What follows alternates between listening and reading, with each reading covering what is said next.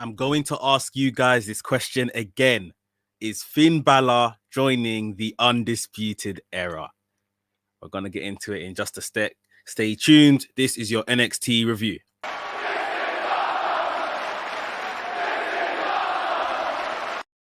What's up, Maniacs? My name is Mex. I'm a wrestling fan, a wrestling enthusiast, a WrestleManiac, if you will. And today we are talking about NXT. Really good wrestling all up and down the card. Obviously, we're in the midst of the Dusty challenges for the men and the women, the Dusty Classic, for the men and the women. And that was kind of the main theme running through the match, running through the show. So we had a lot of kind of tag team matches. We did have further kind of pushing forward in the story of the NXT title itself, as well as we move ever closer to NXT TakeOver, which is happening in about 2 weeks. Valentine's Massacre, I believe it's called. So we're going to get into everything that happened on NXT in just a second, so stay tuned. But right here at WrestleManiac UK, I discuss everything that is WWE and AEW. So if this sounds like the place for you, make sure you hit the subscribe button and make sure you hit the notification bell so you get notified each and every time I drop a new video. And I've got a special announcement for AEW fans coming right at the end of the show. Hopefully I remember it. So yeah, you want to stick around for that one if you're interested in AEW. Right, ladies and gentlemen, without further ado, let's get into the review. And the show started with MSK versus Drake Maverick and Killian Dane in the men's Dusty Road Classic. This was going to see who was going to advance to the quarterfinal, I believe, or the semi-final, maybe, in fact. Really good showing by both teams. The match could have been a bit longer. MSK using a lot of quick tags early on, getting a lot of offense in on Drake Maverick, obviously the smaller of the two. Eventually, Killian Dane came into the ring, got involved in the match, used Drake Maverick as a battering ram at first to take down the MSK guys. And the match kind of continued at that pace. You know, MSK were dominant at first, which I guess we wouldn't really have expected. But then obviously Killian Dane came in to kind of restore the power over there. Drake Maverick almost got a pin on Wesley by kind of really sinking in the deep pin, stacking him up. But Lee kicked out. Nash Carter tagged in. They lifted up Drake Maverick and hit him with that kind of standing blockbuster that they do for the win. So we had MSK advance in this particular bout. I think they're going to go on to face the winner of Legado del Fantasma or the Lucha House Party, whoever comes out from that other kind of that round. But yeah, a really strong showing by MSK here. I did expect them to win in the first place. We kind of, well, I would like to see more character work from these guys. We're seeing backstage interviews and stuff, which are kind of being used on YouTube, gonna be used on like WWE.com, but we're not seeing it within the programming. So it'd be nice to see this within the programming so we can kind of get a feel for their characters, even though, you know, if you know, sort of thing. But yeah, these guys are really laying a claim to win the Dusty Classic and then possibly go on and win the tag team championships from Oney, Lorcan and Danny Burch. Really exciting match to start the show. Unfortunately, yeah, the one criticism, if I'm to have one, is that it was maybe a bit short. Next up, we had a women's Dusty Classic match. I think this was a first round match. Raquel Gonzalez and Dakota Kai taking on Aaliyah from Robert Stone brand and Jessie Kamea, who she was teaming with. Nice to see Aaliyah out there and Robert Stone, that they haven't kind of dropped that completely, even though, of course, it has lost a lot of steam. Dakota Kai and Raquel Gonzalez. I'll save what I have to say for them in a bit. Dakota Kai is sporting some new colored pink hair. I don't really think it goes with the aesthetic of everything she's doing right now in terms of her heel persona. Yeah, I just think the dark colored hair really looked good on her, but that's just my opinion. This match was... it wasn't quite a squash, but more or less a squash. Jessie Kamea looked good in places. Obviously, we haven't seen much of her on NXT at all. Aaliyah, we see her, you know, we've seen her quite a few times over the years. Hasn't quite clicked for Aaliyah just yet. And I think that showed again here. We got a dominant performance from the heel team. despite Robert Stone, doing his best to encourage them. And Gonzalez planted Jessica Meyer with a single-armed power bomb to pick up the win for her and Dakota Kai. So her and Dakota Kai advance into the next round of the Women's Dusty Classic. Now, I love these two. I've loved these two since they were put together. I would love to see Dakota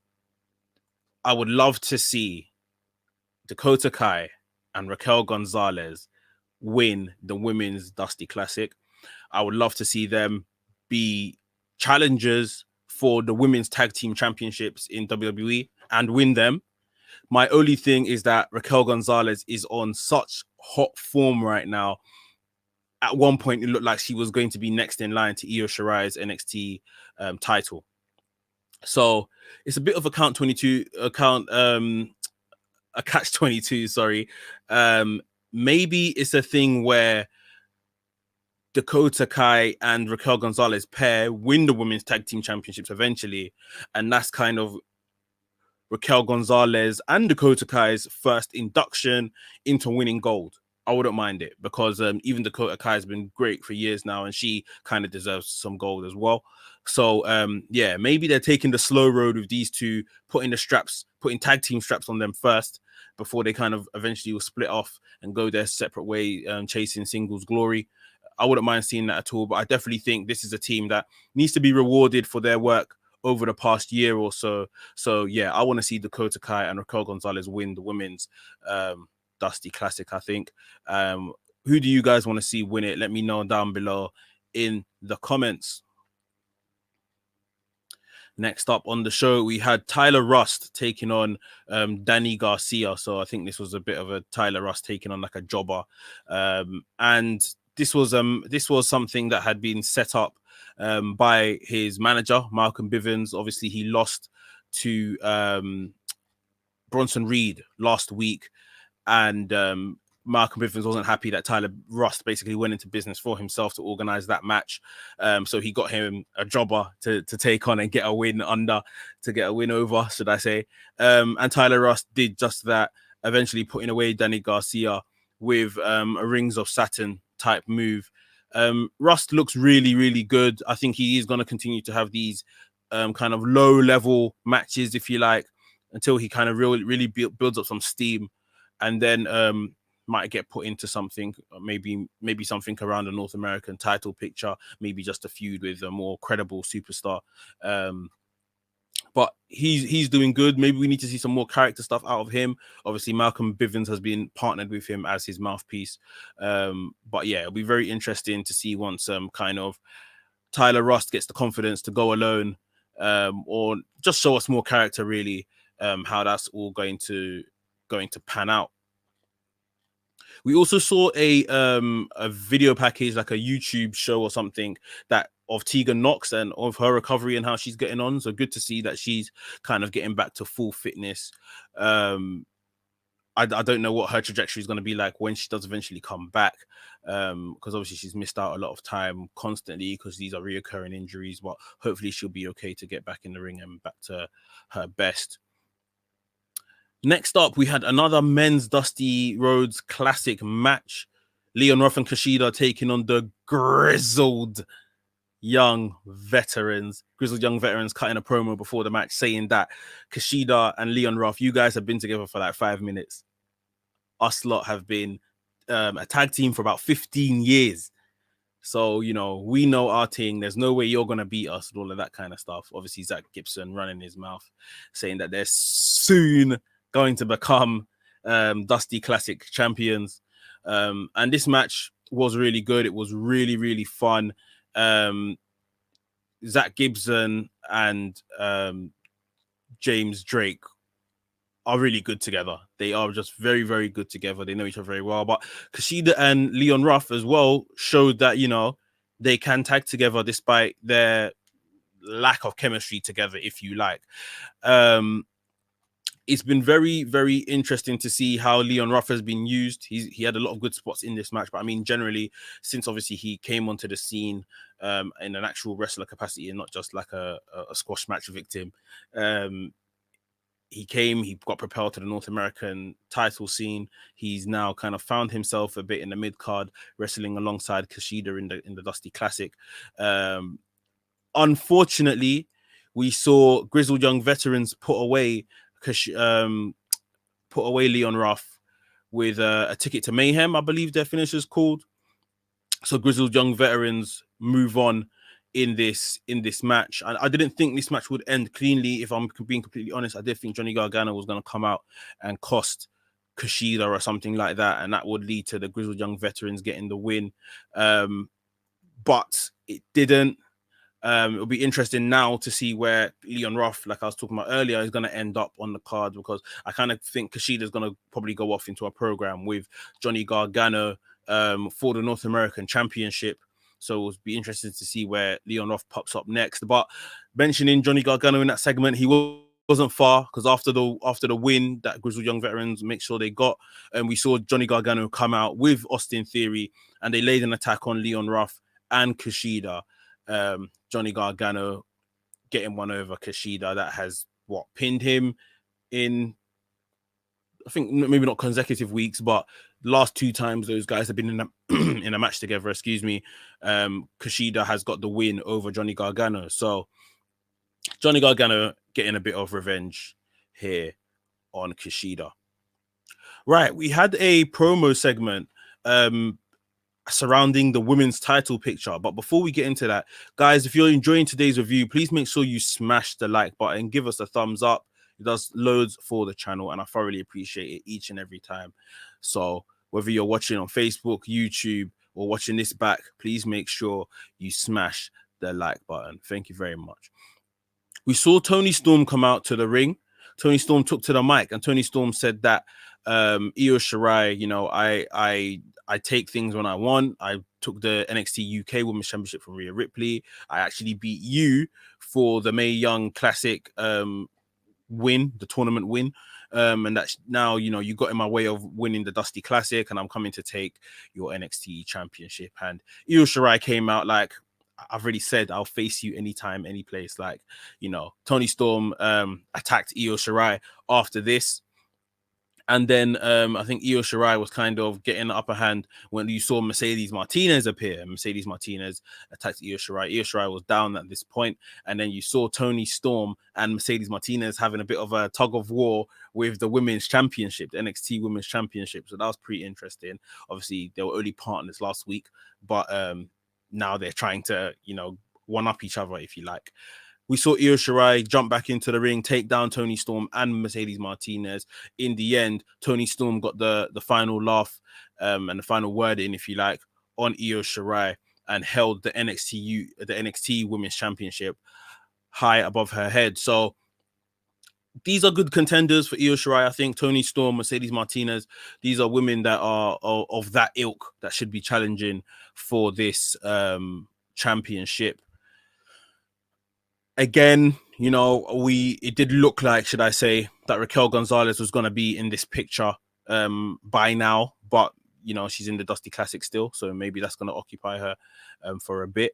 So yeah, maybe these guys are people that Io Shirai can face in the interim. I mean, come NXT Takeover, I wouldn't mind seeing a triple threat match between Toni Storm, Mercedes Martinez, and Io Shirai for the Women's Championship. So that would be really good to see. Moving on, we had the colossal Bronson Reed versus Isaiah Swerve Scott. Obviously, tensions have been boiling between these guys the past couple of weeks backstage. Bronson Reed inserting himself into Swerve's business. I think I've said this once, I'm going to say it again. This new Swerve character, I'm just not here for it. I just don't care enough. Like, he's doing chicken heel kind of stuff, which is always fun. I just don't think it really suits him, or maybe it's not being done well enough, in my opinion. And then Bronson Reed, yes, he's a big man, but I just don't feel like he's got anything else to him. There's no like edge or anything about him really, apart from being a big man. Big man power moves. NXT are clearly invested in him somewhat right now. they're giving him a lot of wins and stuff like that. But I don't know. I just feel like something's not clicking. If you guys know what I mean, put it down in the comments and let me know what you think he's missing. But this was a good match. I must say that this was a good match. Where, like I said, for me personally, both of these guys are kind of falling short on the character side of things. Their ability to go in the ring is undeniable. It's still very good and interesting. One of the standout moments for me was the 450 that Swerve attempted off the top rope onto Bronson Reed. Bronson Reed kicked out at the 2 count. We saw Isaiah Swindlescott disrespect Bronson Reed, slapping him across the face before Bronson Reed took him down. Went up to the top rope as he does, and tsunami for the win straight off the top rope. Really good move. That's a good finisher for him. Like, I think. But yeah, like I said, character-wise, they both need something more, in my opinion. They're going to be interesting where they go from here, because I would assume this is kind of like the end of this little mini feud they've had. So yeah, going to be interesting to see how these guys kick on from here. Last but not least, in the main event, we had NXT champion Finn Balor teaming up with his nemesis over the last couple of months, his frenemy, Kyle O'Reilly, versus the tag team champions, Oney Lorcan and Danny Burch. This was a good, solid, hard-hitting match. No thrills, just like a really decent match, kept it clean. Kyle O'Reilly, obviously, with a jaw injury. Finn Balor now with plates in his jaw from the beatings that those two gave each other. Oney Lorcan and Danny Burch. I mean, I know they've probably defended their title against Breezango, but since becoming champions, they haven't really done much. They got involved in the Pat McAfee storyline and stuff like that, but they haven't done much in terms of in the tag team division.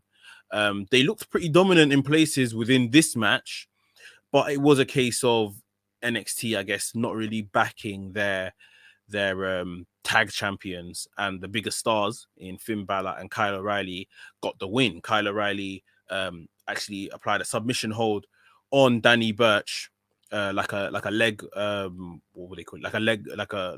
It's like a leg bar or something, like a leg lock of some sort, a knee lock onto Danny Burch. Danny Burch tapped out. Kyle O'Reilly very happy after the match, celebrating in the ring.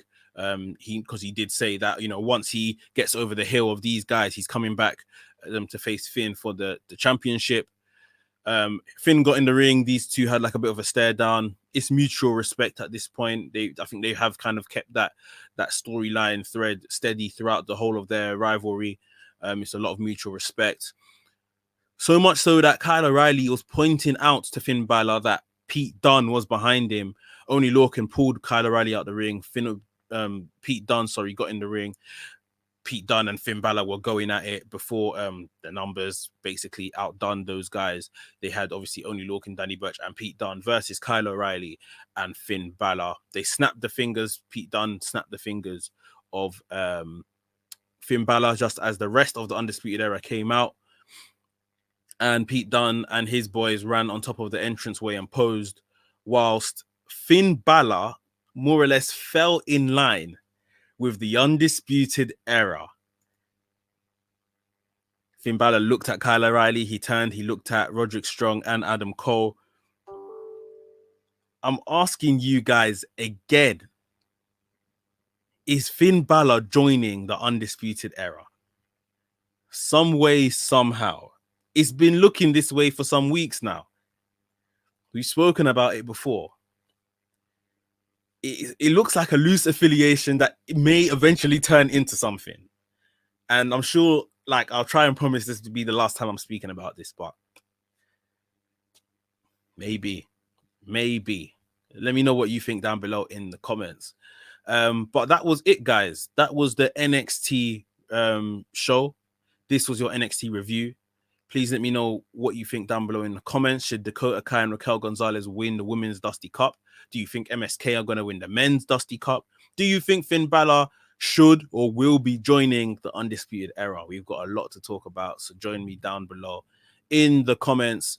And if you enjoyed this review, please make sure you smash the like button. And if you're new to the channel, welcome to the channel. Hit the subscribe button and hit the notification bell so you get notified each and every time I drop a new video. And AEW fans, I am now doing a weekly live stream with Elite News 1 from Instagram, Mike from Elite News 1, me and him every week, every Thursday on my channel. We're going to be doing a complete rundown of NXT, AEW. So you want to join that if you're an AEW fan. It is going to be at 6:30 p.m. UK time. That's 1:30 p.m. Eastern. So make sure you join us. Drop your comments in. It's a live chat and everything. So yeah, get involved. That's going to be really good. Every Thursday, 6:30 p.m. UK, 1:30 p.m. Eastern. WrestleManiac UK signing out, and I'll see you